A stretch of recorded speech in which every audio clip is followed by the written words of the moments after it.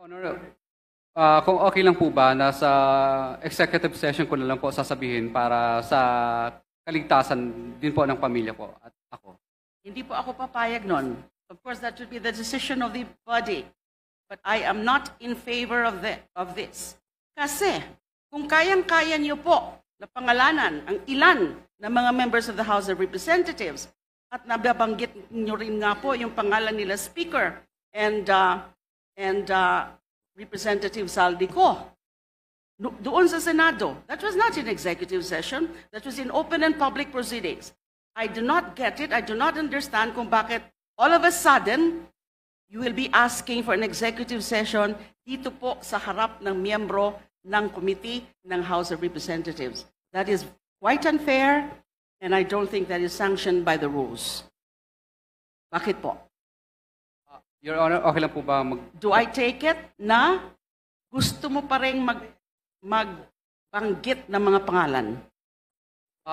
Hindi po, Your Honor. Wala po. Wala na po akong babanggitin po. Opo, pwede na pong ituloy. Sinabi niyo po kanina.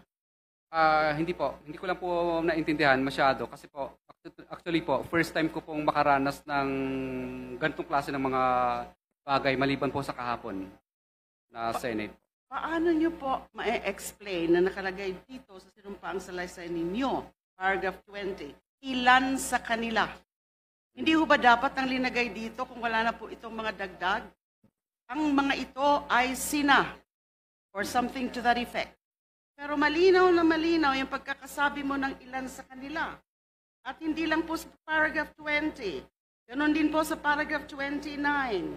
Nung sinabi mo sa ilang pagkakataon ng mga politiko na personal na inaabutan ng halaga ayon sa hinihingi nilang porsyento mula sa proyekto. Ang pagbabayad na ito ay hindi namin kagustuhan kundi isang hakbang na ginawa namin dahil sa matinding panggigipit. Ilan sa kanila ay sina?